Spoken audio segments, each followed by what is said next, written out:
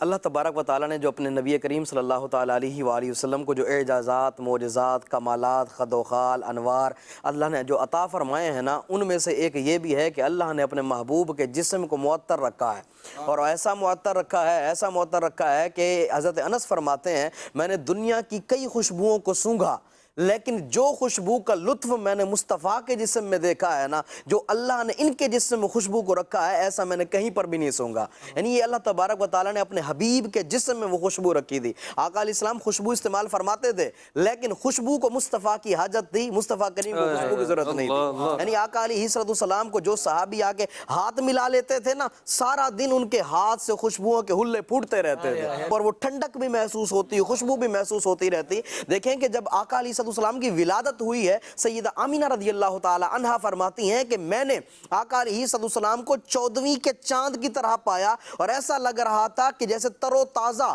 کستوری کی خوشبو کے ہلے پھوٹ رہے ہوں۔ یعنی اس طرح آقا علیہ السلام کی جب ولادت ہوئی ہے، لوگوں کے دل میں آقا علیہ السلام کی محبت اتنی بیٹھی کہ وہ لوگ اپنے بیمار بچوں کو لے آتے، آقا علیہ السلام کا ہاتھ مبارک اس بیمار کے جسم پہ ٹچ کرتے، اللہ شفا عطا کر دیتا۔ اور صرف یہ انسانوں کے ساتھ نہیں، کسی کا اونٹ بیمار ہوتا، کسی کی بکری بیمار ہوتی، وہ لے آتا،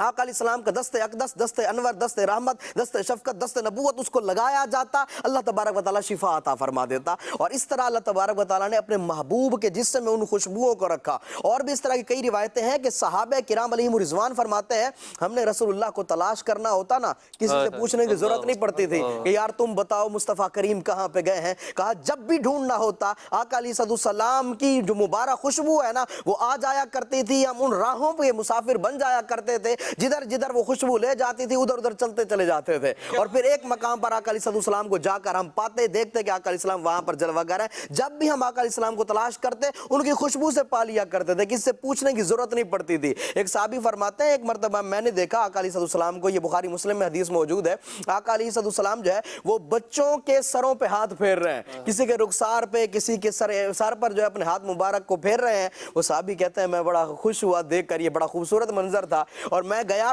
آقا علیہ السلام کے، میں نے بھی اپنا چہرہ آگے کر دیا۔ جب میں نے اپنا چہرہ آگے کیا نا، آقا نے میرے بھی جو ہے نا رخسار پہ ہاتھ پھیرا۔ جب آقا علیہ السلام نے میرے رخسار پہ ہاتھ پھیرا نا، میں سارا دن اس کی ٹھنڈک کو محسوس کرتا رہا، اور آقا علیہ السلام کے ہاتھ پھیرنے کی وجہ سے ایسی خوشبو آ رہی